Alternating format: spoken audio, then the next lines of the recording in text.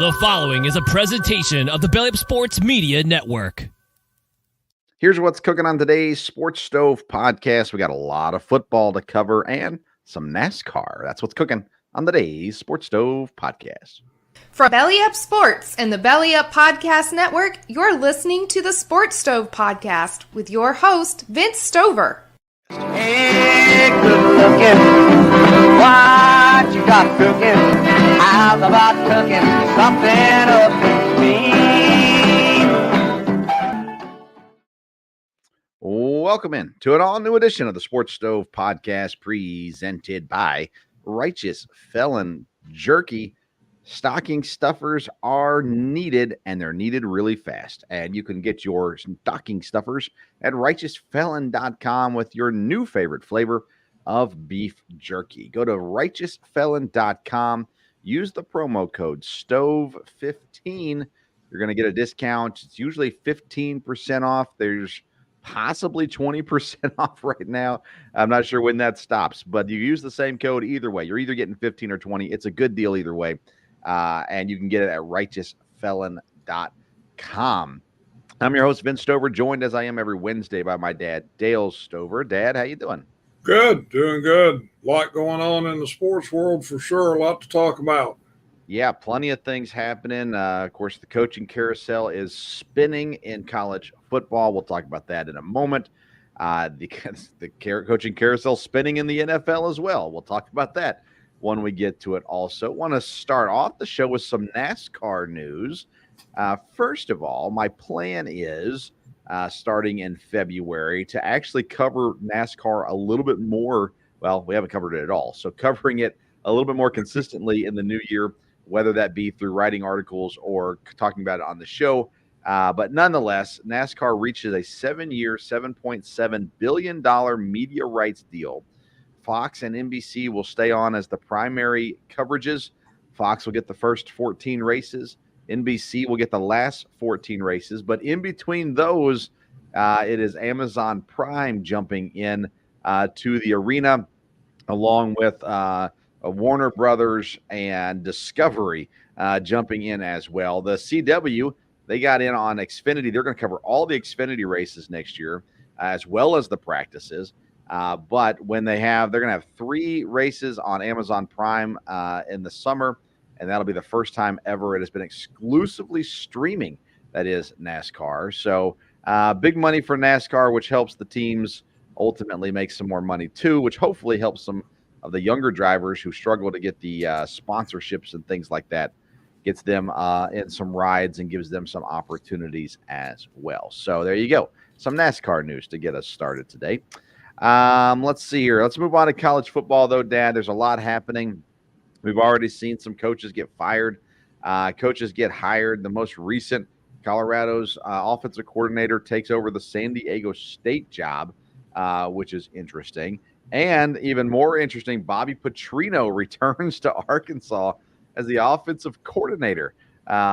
Interesting hire there. If I'm Sam Pittman at Arkansas, I don't like this hire one bit because, basically they're just waiting to fire Sam Pittman.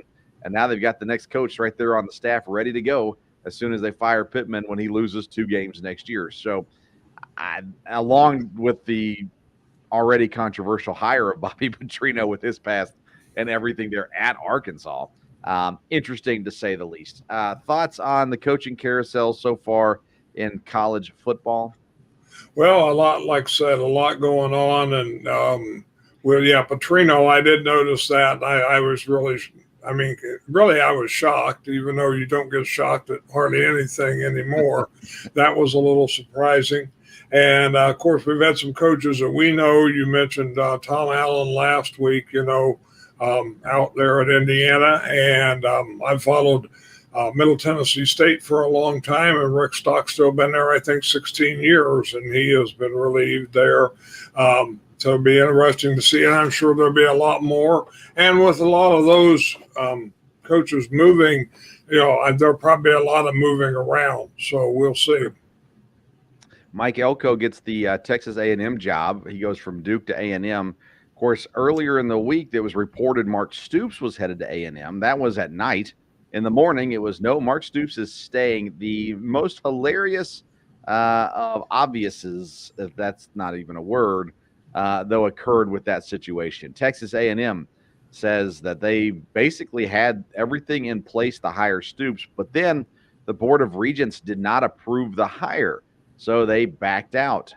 If you ask Mark Stoops has said, nope, I realized I just wanted to be at Kentucky. I was not going to go to Texas A&M. Sure, I talked to him, but no, I decided I wanted to stay. So the classic I pulled my name out of the hat, when the reality was the hat didn't have your name in it at the end of the day anyhow. But Stoops stays in Kentucky, which I don't think is good for Kentucky.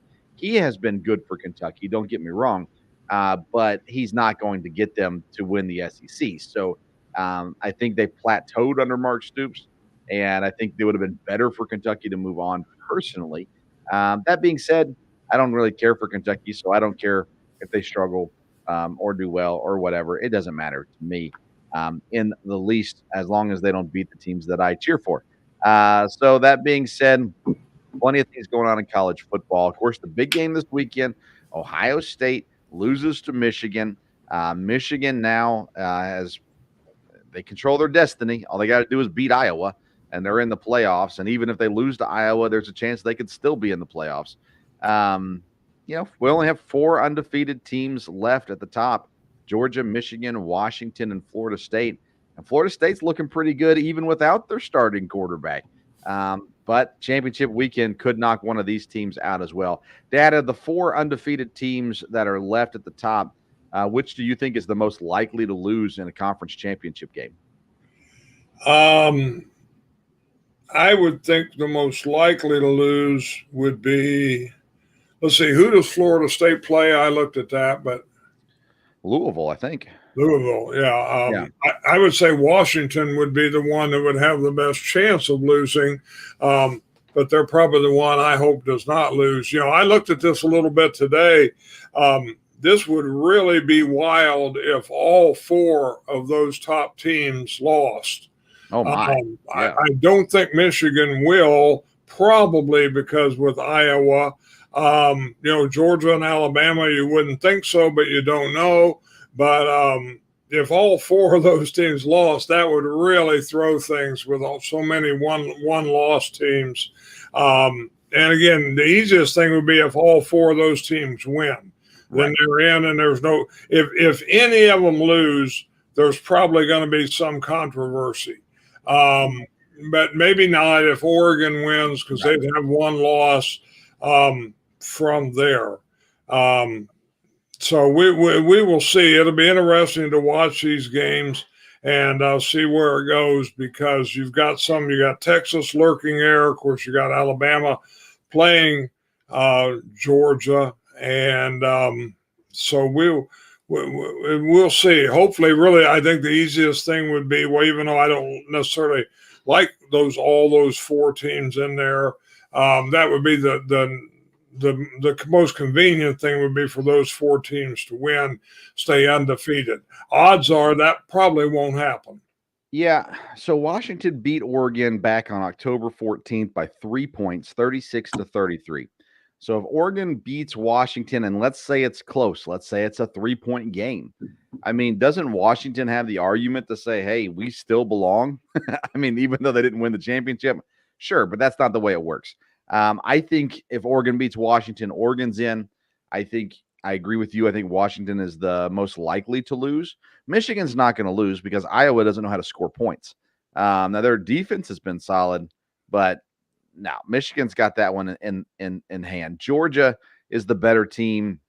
I think undoubtedly the better team in Georgia, Alabama. I don't think that means they're going to blow them out necessarily, but I don't think it's going to be a field goal game. It could be, but I don't think it is. Georgia is a 5.5-point favorite in that Alabama matchup.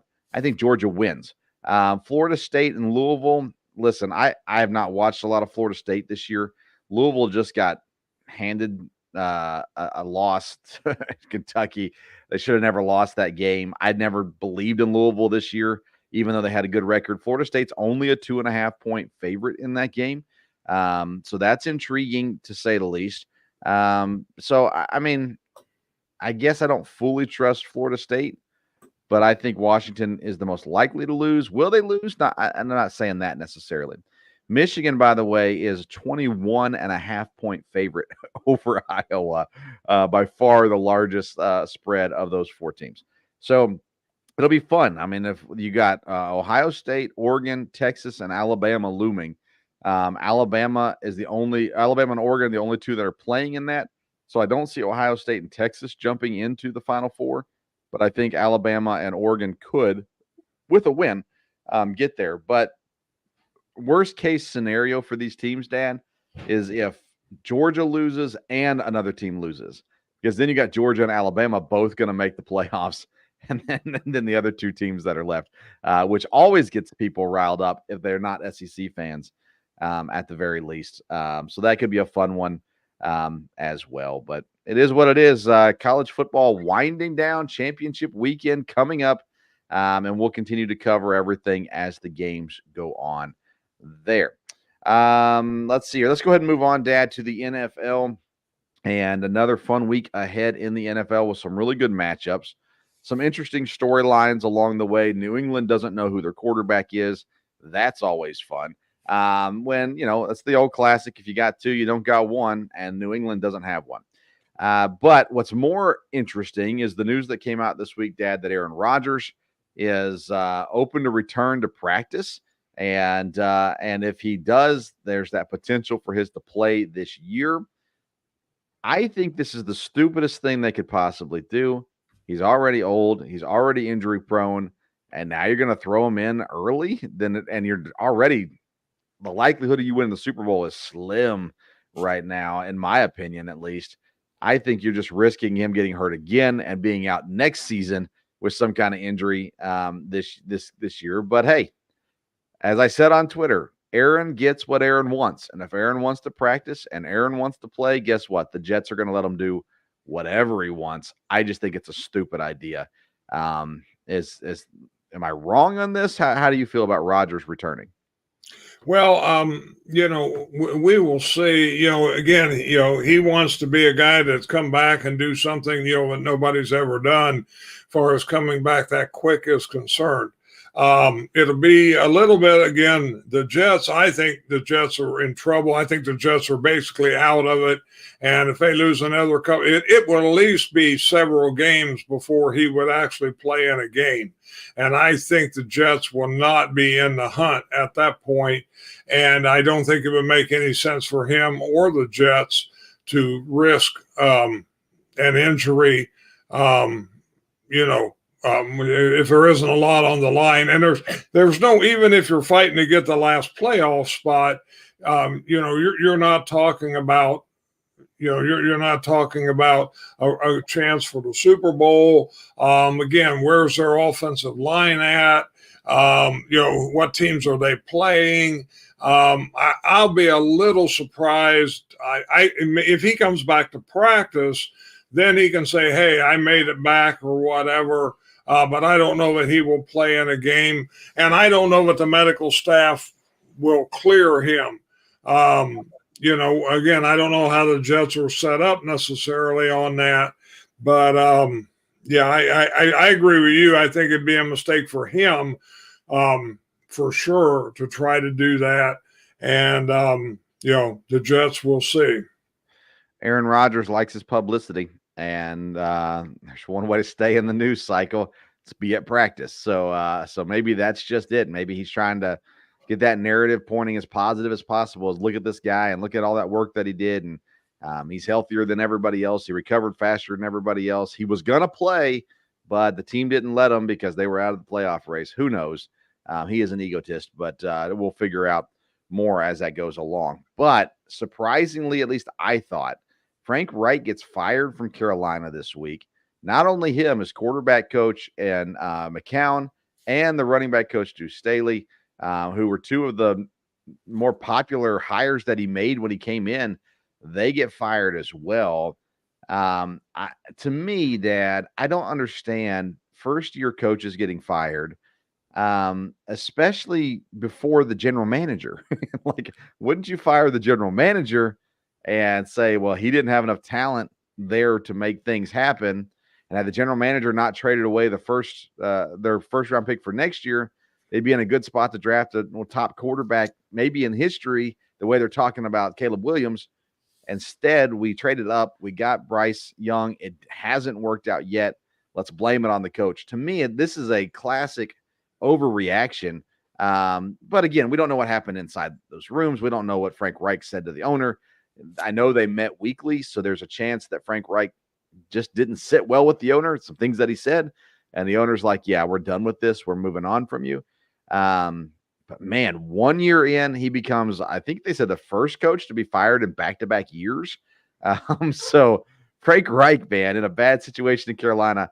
And I cannot see, Dad, how anybody of any worth would want to coach in Carolina right now. I could see if it's a guy that's just looking for a job and you can't turn down an NFL job if you get one. If you're some assistant coach somewhere, maybe a college coach trying to break in, whatever it may be, you say, hey, I can't pass up this opportunity. But anybody, the Jim Harbaughs, I don't know who, I don't try to think of who the popular names are right now for the coaches, but nobody of any worth is going to want to go to Carolina. They're going to wait for jobs like the Chargers, the Bears, maybe if they open up, New England if it opens up. There's going to be places to go work that are going to be a better work environment than Carolina. I think Carolina's going to struggle to get a solid, proven coach coming up just with the way they've handled things as of late. Yeah, I wouldn't think a coach that has choices would choose Carolina over anything there. I don't think there's any doubt about that because part of it, is somewhat is the talent they have and the fact that they don't have the draft choice from there. And the owner, again, I mean, the deal, it wouldn't make sense if him and Frank Reich just don't get along because he should have never hired him if that was the case. He would have known more about that. Frank Reich is a little bit of a proven coach. I thought that was a good hire for them there. And like you said, he's gotten rid of a couple assistants that are very capable guys. So, I don't know where Carolina goes. That really is it was surprising as far as getting fired, like you said, a first-year guy, definitely during the season. Of course, last year, Denver fired their first-year coach also. We will see. But I don't believe Carolina would be able to hire anybody like Denver did. So, we'll see. We'll see what situation. It's a real puzzling situation at this point. Yeah, I mean, look at their roster, though. I mean, Denver went out and got Russell Wilson, and they were so atrocious and so bad. I don't think Carolina is looked at as atrocious right now. I mean, they're losing, but they don't have much of a roster. I mean, you can name their quarterback. You can name one of their defensive players. Most people can't name people from Carolina right now. The roster's not good. That's not Frank Reich's fault. I'm surprised by it. Getting fired in your first year is one thing, but this situation just doesn't make sense to me. I don't know. We'll see where they go from here. You can look again, you can say, well, look what Texans are doing with their rookie quarterback. Well, yeah, you could have drafted that quarterback, but you didn't. And so I think that you'd be in a better situation had you drafted that quarterback. But hindsight's 2020. What are you going to do? Carolina becomes the second team looking for a head football coach. I think of guys like Dan Quinn, Dad. I think Dan Quinn is prime candidate to get a job next year. He's not going to Carolina. If that's the only job available, I don't think Dan Quinn's going to Carolina. I think he looks at that job and goes, no, ain't worth it. I'll wait another year and see what happens. Like I said, you're going to have to get someone just desperate for a head coaching job, I think, in Carolina. We'll see how that one shakes out, though. Let's get into our games for this week, Dad. We'll get into our pick sixes. Again, we're picking the 3 primetime games and then 3 random games. And I did not like our options this week, Dad. Not a fan of these spreads and these picks. So let's start off with Thursday night. Tomorrow night, Dallas hosting Seattle. Dallas 8-3 on the year. Seattle 6-5. Dallas 8.5-point favorites at home against Seattle. How you feeling about that game on Thursday? Well, I agree with you. The picks were not good this week, and hard to make. But looking at that one again, Dallas being at home and Dallas the way they've played, even though 8.5's a lot, I'll go with Dallas on that. Seattle has been real up and down. I don't know if they can play with them, and with Dallas being at home, I would think they would continue to roll. And, they could win by 10 points, I think, easy enough. Now, Seattle's a team that can always come up and play and surprise you, so you never know. But I can't – the last few weeks, I don't have enough confidence in Seattle to say they'll cover. So I'll go with Dallas. Our Cowboys insider had a heart attack this week, and we're thankful that he's okay. You may have just given him a second heart attack by picking Dallas. You've never said anything nice about Dallas. Until this year, a couple times now, you said something nice. I'm with you, man. I wanted to pick Seattle in this game. 8.5 is a big number. Thursday night is always kind of a weird thing too. Dallas is just a little bit too explosive for me to say Seattle can cover that. I mean, some places have it even at 9 points. So I'm going to take Dallas at 8.5, but I admit I'm not comfortable with it. I wouldn't have picked this game if I didn't have to in this round. Sunday night, Dad, rematch of Super Bowl I. The Kansas City Chiefs will travel to Green Bay. Green Bay has some momentum, but they're facing a pretty tough team in Kansas City. Kansas City 8-3, Green Bay 5-6. Green Bay is 6.5-point underdogs at home this week against Kansas City. Prime time is something that we Packer fans have learned to love with Brett Favre and Aaron Rodgers. And I think there's a day coming that we're going to love it with Jordan Love also. I'm not sure if this is the week, though, that we're going to get super excited. But how do you feel about Green Bay 6.5-point underdogs on Sunday night? Well, like you said, this is a rematch of Super Bowl I, except Len Dawson and Bart Starr won't be there. So that is a little bit different. Looking at this one, again, I'm going to be a little prejudiced, but I would think Kansas City will win this game. Can Green Bay keep it closer than 6.5? Yes, I think they can. I think maybe they could pull an upset. I mean, I've listened to a lot of stations up in Wisconsin this week, and boy, there's people saying, we can have another upset here or whatever. And Kansas City has been a little bit up and down. So we'll see. We'll find out if Green Bay's offense really has improved. If it can play against Kansas City's defense, then, maybe they can keep this close. And if they keep it close, anything can happen. Again, it's a primetime game. It's a home game. The weather's not going to affect Kansas City at all. That one doesn't affect them. So it may not be the wisest pick, but I'm going to go with Green Bay to cover. Oh, you've drunk the Kool-Aid. Listen, the rest of the schedule lays out nicely for Green Bay, but Kansas City is the better team here. If Green Bay wins or even covers, I'll gladly admit that I'm wrong, but I think Kansas City wins this game by at least a touchdown, if not more. Aaron Jones is not healthy, and if Aaron Jones is not healthy, the Packers are going to have a really hard time against good teams. And A.J. Dillon's looked better than he did early in the season. Christian Watson's finally showing up. The receivers are there, but at the end of the day, Dad, man, Kansas City's tough. So I'm going to go Kansas City in this one. Obviously, I'm cheering for Green Bay. I'd love to be wrong in this situation, but I have not drunk the Kool-Aid. I'm not even buying into the Packers are a playoff team at this point. So I'm gonna go Kansas City in this one. 6.5 was low enough for me to say, yeah, I think I'll go Kansas City. Monday night is Jacksonville and Cincinnati. Jacksonville at home, 8-3, the number 1 seed in the AFC right now, facing off against Cincinnati, who is without their star quarterback. Jacksonville, 8.5-point favorites at home. How do you sit with Jacksonville and Cincinnati? Well, this is a tough one, too, because Jacksonville's been real up and down. There for a long time, I thought, well, they're one of the dominant teams in the AFC. But now they are at home. But to me, 8.5 is too many points. I think Cincinnati will really play on Monday night. Again, I would expect Jacksonville to win, but I'll go with the underdog on this one. I've had good luck on underdogs lately, so we'll go with Cincinnati to cover. Yeah, I'm going Jacksonville. I just feel like Jacksonville is so much better at this point than Cincinnati. I don't have any confidence that Cincinnati is going to win games down the stretch. And granted, they could cover 8.5 and not win. But Jacksonville, like I said, they're starting to find their groove a little bit.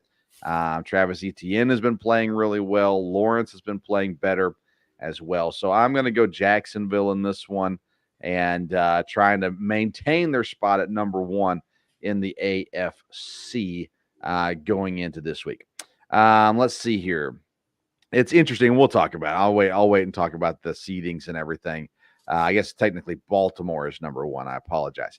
All right, let's get into the other 3 games that we've got. What's game number 4 for you this week? Again, it's a big number and it's a team on the road, but I'm all about Miami. I think Miami will beat Washington. I think they can do the 9.5, and so I'll take the Dolphins over the Commanders. I mean, they're definitely capable of it. I mean, Miami's going to win that game. Shouldn't be any question about that one. Yeah, I stayed away from that 9.5 number. Just a little bit too much for me to play on. So I chose to stay away from that one. But, Dad, I did go to Florida for my game, Tampa Bay hosting Carolina. Those games where you've got a new head coach can spark some life into a team. Maybe all of a sudden Bryce Young is given all the tools that he needs to play great. But I've been riding that Baker train all year. I'll stick with it. Tampa Bay 5.5-point favorites at home against the lowly Carolina Panthers. Thoughts on that game? Yeah, I looked at that game, the 5.5, again, Tampa's been a little bit up and down, but like I said, Carolina, could be in shambles or Carolina could rally. You never know. So I just didn't pick that game. All right. Next game that you have, game number 5. I will take the Houston Texans over Denver. Houston's at home 3.5. Again, Denver's played a little better lately, but you and I have talked. I think Houston's a real thing. I think they can make the playoffs here, and this would be a big game for them. They're at home, and so 3.5. I'll go with Houston over the Broncos. Yeah, man. I looked at this one, Dad. Denver scares me. Ultimately, is why I stayed away from this one. My heart says pick Houston. I like Houston better than I like Denver, but at the end of the day, Denver just scares me a little too much right now. And so I stayed away from that one also, but Houston is playing some really fun football right now. Let's see here. My 5th game is the Detroit Lions on the road in New Orleans, 3.5-point favorites. I'm not high on Detroit. I haven't been high on them really at all this year, but I'm really low on New Orleans right now. So I'm going to go Detroit 3.5 on the road favorites. I just think the Lions win this game by more than a field goal. Thoughts on that game? I looked at that game for a while, and probably I might have picked Detroit. I thought about that. I could have picked New Orleans again. New Orleans, you just don't know. When you think they're out of it, all of a sudden they win a game. Then you think, well, they're going to be okay, and then they lose when they shouldn't. So I stayed away from that game, but probably Denver's the wise pick, or Detroit's the wise pick. All right, who's the last game that you picked this week? Yeah, it was really hard to find another game, and I found a game I was going to pick, and then I've really gone back and forth on who to pick. But it's the Rams and Cleveland game. The Rams are at home, and again, the Rams have looked a little better, with getting their quarterback back. But I've been strong on Cleveland all year and with their defense. So I'm going to go with Cleveland again. I've had good luck lately with underdogs, so we'll go Cleveland to cover the 3.5, even out in L.A. I originally picked Cleveland also, Dad. I switched off of that game. Joe Flacco might get the start this week. I mean, my goodness, the Cleveland defense is good, but I mean, Joe Flacco versus Matt Stafford a decade ago might intrigue me. It only scares me picking games. I don't think I can pick Joe Flacco, not in his first game back, so that's what scares me about that. LA, I don't really want to pick them either. The running back has been phenomenal in fantasy football. Stafford's got some weapons. I don't know. I'm staying away from that game. My last game, Dad, I decided to go with Philadelphia. They're a home underdog. They're 10-1 on the year, and they're a home underdog to San Francisco. It blows my mind. I think the Eagles are the best team in the NFC, and I think that at home, there's no way they should lose this game, even though San Francisco's defense is very, very good. I think Philadelphia wins the game, so I picked Philadelphia at -2.5 against San Francisco. What's your thoughts on that breakdown?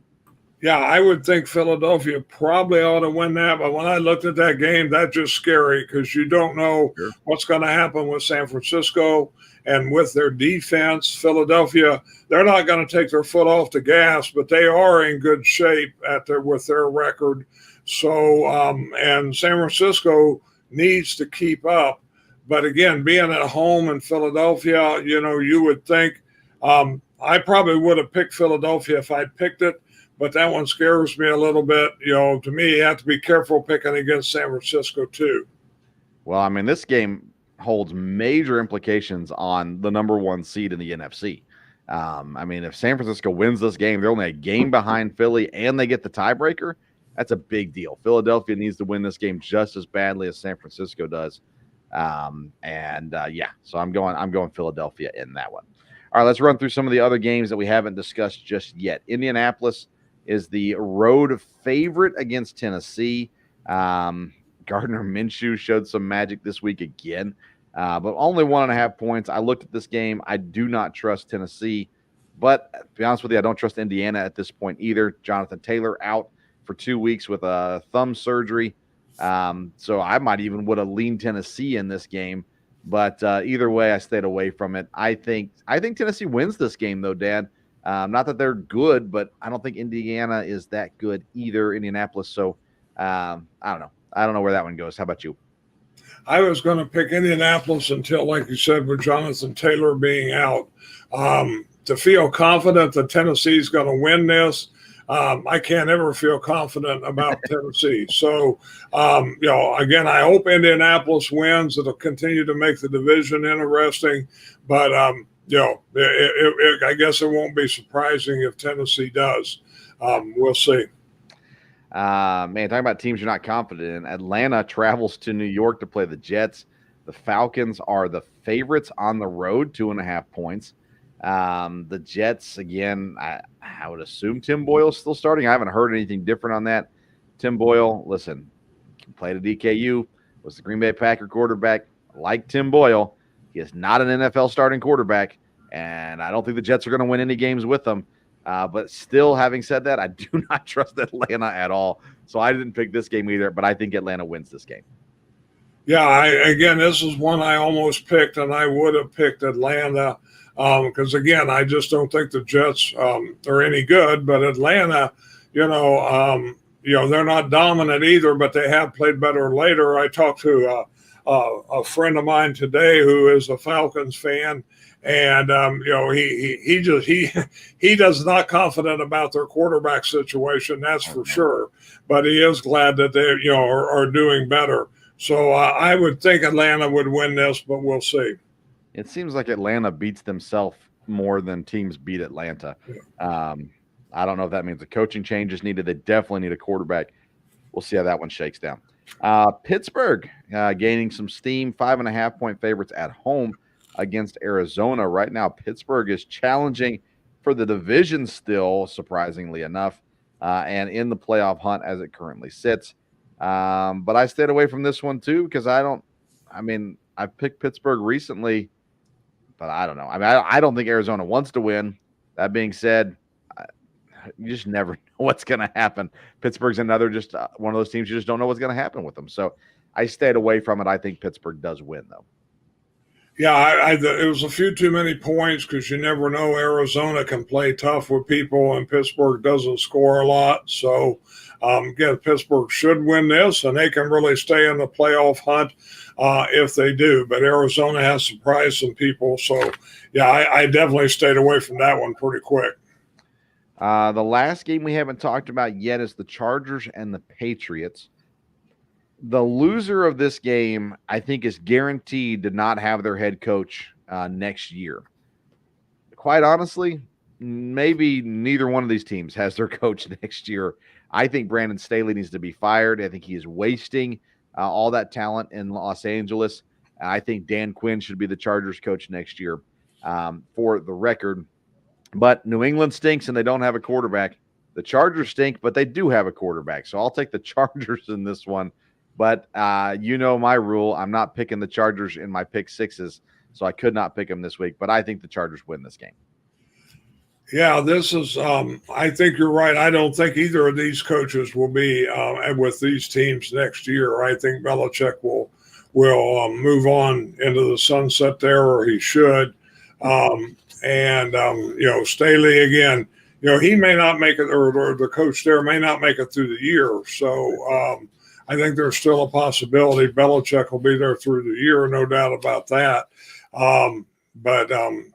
Yeah, that is definitely a game to stay away from, and I don't think it's one that will garner a lot of interest. Not for me, that's for sure. Oh, yeah, I'm not watching that game. Let's look at the situation currently in each of the conferences. Baltimore, Kansas City, Jacksonville, Miami currently holding the top 4 seeds, with Pittsburgh, Cleveland, and Indianapolis as the next 3 in. Houston and Denver right on the outside. Buffalo on the outside as well. This is going to change over the next several weeks. I still think Buffalo makes the playoffs. I think Houston jumps Indianapolis as well. And I think Cleveland falls out of it. So I think it's going to look like Baltimore, Kansas City, Jacksonville, Miami, Pittsburgh, Houston, Buffalo is what I think the AFC is going to look like before it's all said and done. But hey, Denver's hanging around there. They're on a 5-game win streak, by the way, and looking pretty solid right now. Also, New England's fighting for that first overall draft pick this year in the AFC. We've already talked about kind of surprises and different things going on, but let's stick to the top of it, Dad. Baltimore is a half game up on Kansas City, Jacksonville, and Miami. Who do you think closes out the year as the AFC number 1 overall seed? Like I said, it's been such an up and down year. It's hard to tell with this many games left. I wouldn't be surprised if Baltimore doesn't stay there. They very easily could. Kansas City would probably be more the favorite. Miami is awfully good also. So this thing's going to bounce around, no doubt about it. Yeah, I think it's Kansas City. I think they get the 1 seed before it's all said and done. On the NFC side, Philadelphia with a 2-game lead over San Francisco, Detroit as well, and Dallas all 2 games back. The 4 seed, though, right now would be Atlanta, who's 5-6 on the year. And then Dallas, Seattle, and Minnesota round out the 7. Green Bay, the Rams, and the Saints are all sitting right there at 5-6, a game back from those other teams. Actually, a half game back from Minnesota. I think Philadelphia's the clear-cut favorite in the NFC. But again, we talked about it last week, 49ers. I think the 49ers and the Cowboys are in the next tier. And then below that would be like the Lions. I don't know. We watched the Lions get beat by the Packers on Thanksgiving. Dad, do you still feel like they're a legit top tier team in the NFC? No, I mean, I don't know about top tier. I think they will win the division because they're kind of in good shape there from that. But no, I don't think they'll be a real force in the playoffs, and they'd be a team that could get beat in the first round. Right. You kind of saw that on Thanksgiving Day. So we'll see. Yeah, that's what I'm saying. I don't see them as a threat at all. If the playoffs started today, they would be playing Seattle. I mean, they could get beat by Seattle. so I mean, I mean, that'd be a tight game, I think, but that's who they'd be facing as it sits right now. So we'll see how it all shakes down. But I think at the end of the day, I think Philadelphia is just the best team in the NFC, and now they play San Francisco this week, and maybe that'll change my mind. But at this point, I don't see that changing my mind. All right, so that's the NFL news that we got, Dad. I don't have a whole lot to talk about with college basketball. What else do you want to chat about before we conclude the show today? Well, I just want to give a shout out. My old high school back in Illinois, Camp Point Central High School, they won the 1A state championship, first state championship for that high school. Really, I think in any sport, but definitely in football. They were runners up in 2018, runners up last year, and they won 14-0. They had quite the defense this year. So congratulations to the Panthers from Camp Point Central High School. Also, I know you love to get your updates. And of course, 2 weeks ago, the Predators were on a 4-game losing streak. And tonight they're on a 6-game winning streak and have a good chance to win tomorrow. So I think they may be catching on to the coach's new philosophy, and it's fun to follow the Predators. And again, the Packers give me a little bit of hope now too. So we'll keep going for another week or so. Oh, Dad, you should have learned from the Reds this year. Hope is the worst thing that you can possibly have. I tried to tell all Reds fans this year at the All-Star break, don't get too excited. It's all going to come crashing down. And no, everybody said I was wrong. No, Vince, you don't get it. Cincinnati's good this year. I tried to tell you. Dad, I'd just tell you the same thing with the Packers. I love the Packers. I'd be all for them winning. Now, I did here's a bold statement for you, Dad. All right, here you go. You'll like this one. Me and my kids were talking this week about the Packers, and I predicted if the Packers make the playoffs, they're going to the Super Bowl. So there you go. If they make the playoffs, the Packers will be in the Super Bowl. I do not think they're going to make the playoffs, but if they do, they're Super Bowl bound. So you heard it right here on what is this, November the 29th, I think. November the 29th at 8:42 p.m. If the Packers make the playoffs, they're going to the Super Bowl. Any thoughts on that, Dad? Well, I'm a lot more optimistic about the playoffs just based on the 5 teams they're playing after this game. I mean, they've got a really, really good shot here. I will have to disagree. If they make the playoffs, I don't think they're going to the Super Bowl. But at this point, I think they have a good chance to make the playoffs, or at least to have a winning record, which did not look that way a few weeks ago. And whatever, the Packers have shown they've got potential. Now, again, they have to stay away from injuries. Jordan Love has to not get injured.